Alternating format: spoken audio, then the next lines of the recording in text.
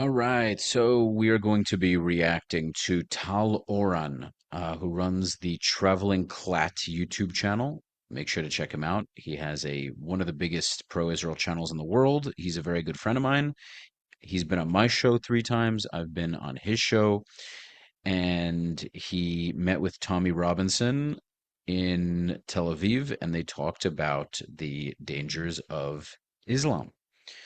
So make sure to check out his channel, and also make sure to check out my episode with Tommy. I went to England about a year and a half ago and sat down with Tommy in England, and it was an amazing discussion. So make sure to check it out. And make sure to like, subscribe, share. Follow me at Rafi the Realtor on Instagram for all of your South Florida real estate needs. And you can support my channel via the Buy Me a Coffee link in the pinned comment or description.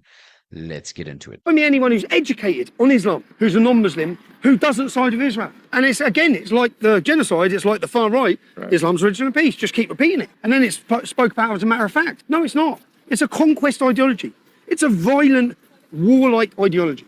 Wow, Tommy Robinson exposes the name Islam means peace is a lie in 10 minutes. What you're fighting for, this idea of fighting against the Islamism of Luton, of the town that you grew up in, is actually something that 70% of this nation has.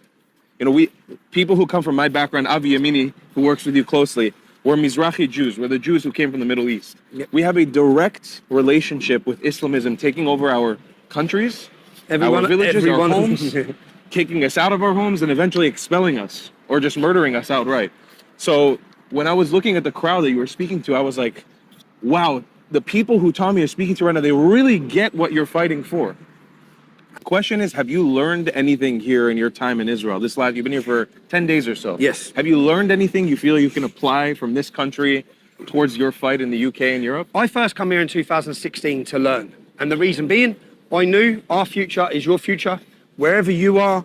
So I wanted to come and understand, how do these people live surrounded by jihad? How do they live? What's the security implications? What's our future look like? How much freedom do they have? So I come here and I saw your bus stops, 2016. And I saw how fortified they were with bollards. And I thought, that's our future. And remember, we didn't have this then. Correct. I thought, wow, we're going to have to live like this. Now, so you understand, in Britain, we have to have fortified, every town centre is fortified with what we call diversity barriers, yeah? Where Christmas markets, machine guns, with police with machine guns. And I actually done a story on this where I showed the Christmas markets in Poland, in Hungary, and then I went to the Christmas markets that were cancelled in Paris, the Christmas markets which are fortified with bollards all around them in London, in Manchester, and said, what's the difference between these two areas? So in Poland and Hungary, they're still enjoying their freedom. They don't have to fortify. Why not? Because they haven't had Islamic immigration into their country. So we're supposed to just accept the change to our nation when they're importing, giving home to the Muslim Brotherhood, allowing Hamas, allowing all these terror groups to thrive and grow. And whilst that happens, we lose our freedom, we lose our safety. You see the reaction by UK government after the Manchester attack on Yom Kippur, and it was abysmal. I mean, they were openly laughing about it. There were protests in support of the attack an hour or two after. That is a part of that problem. That's giving up. That's raising the white flag, saying, you know what, take over my country. What's the future? What's the future for the Jews? What's the future for the non-Jews? Yeah. What does it look like? Well, you have to understand that in towns and cities across the UK, the dominant group are the Muslims. Yeah. The dominant, whoever controls the streets controls the town. Correct. I know that from growing up in Luton. Whoever are the gangs on the streets, they've got the control. They're militant, they're up for violence, they're running drugs, they're running prostitution, they're making money. They have it all. They use their corrupt money to influence politicians, to influence police. And unfortunately, the Pakistani community, like the jail I just went to, the prison I was in had a 40% Muslim population. Like, what sort of over-representation is that? And they're overrepresented in criminality, in gangs. It's like a Pakistani mafia across the UK. Now, why is that dangerous? Because the next generation, wait till this next generation come through. Because the next generation come through, no one can speak up on behalf of Israel. No one can really speak out against Islam because they are so strong in the schools. They act in gang mentality. Now, we need a mass awakening to wake up the public, but we also need to build a British community, which is what we've been doing under the United Kingdom, where we're saying to everyone, listen, we need to defend our culture and our identity. We need to stop giving in, stop surrendering our values, and understand what built this nation. And the United Kingdom movement is about, again, it's my ethos from growing up in Luton. It's about uniting everyone. I don't think that the good migration that's come into the UK, the integrated and assimilated migration, should be turned on. I think that it should be celebrated. And we are grateful to many communities for the great way they've embraced and loved our nation. Yeah, my mum comes as an immigrant to the UK. Correct. Right? But rather than embrace and love our nation, many of those that have come from Islamic nations with values that are like oil and water, you're trying to mix oil and water. Yeah? And so long as you allow the influence of Qatar and Iran and these nations in the UK with their money, with their propaganda, with the influence they have over media. Well, the funny thing is, you know what they do so well? They play the victim and they play the underdog. So let's see what they do. Gaza and in Palestine, they play to the world that they are the victim, they are the underdog. Right. But in reality, Israel's this big, yeah? And it's surrounded by 23 Islamic nations. And all of them have proxy armies from Iran and these countries.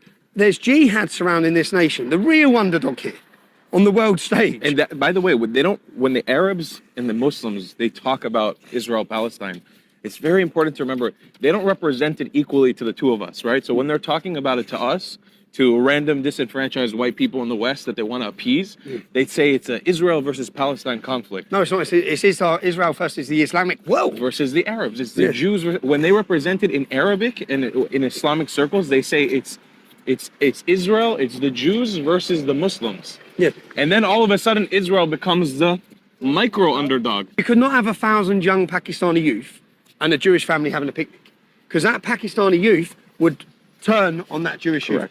But not here. Correct. So I remember looking at it thinking, something's working better. You've got a 20% Muslim population. You see, when Europe gets a 20% Muslim population, war, jihad, takeover. Absolutely is coming. Look at the chaos that's caused now. You know, in Britain, we have 40,000 Muslims on a terror watch list. This is where the British public need to wake up. Look what 5,000 Muslims done on October 7th.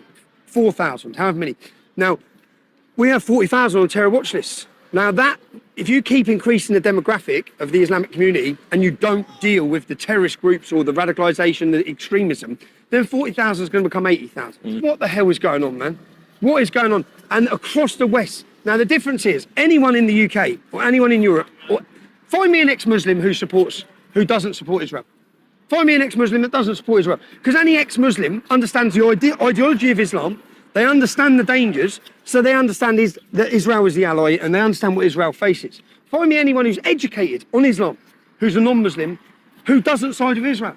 Now, the people who are siding against Israel with Iran, like Dan, they've not grown up surrounded by Muslims. They don't understand what it's like. They have no idea of the hostility or the aggression. I want to hand down a safe and prosperous Britain the same way you want to hand down a safe and prosperous Israel. We only get there by waking people up, by waking the country up, and understanding what we face. And getting through the lies, Islam is a religion of peace. Bullshit.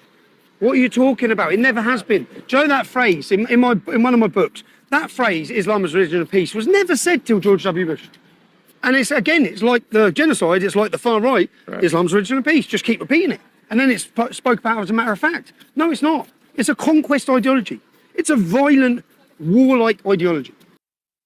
Yeah, I mean, it's not shocking that the things that Tommy predicted 10 years ago in England, when everyone was shunning him, when people were trying to silence him, the West is now realizing that he was right all along. And Israel understands it very well. They don't have a choice but to realize it. And I think this is just an incredibly valuable discussion that the two of them are having. So let me know your thoughts in the comments. Like, subscribe, and share. Follow me on the gram at Rafi the Realtor for all of your needs, real estate needs in South Florida. And it would mean the world to me if you were to take a moment to go to the Buy Me a Coffee link, which can be found in the pinned comment or description, and give whatever donation you'd like to. Thank you as always for tuning in, and I hope to see you on the next video. Peace.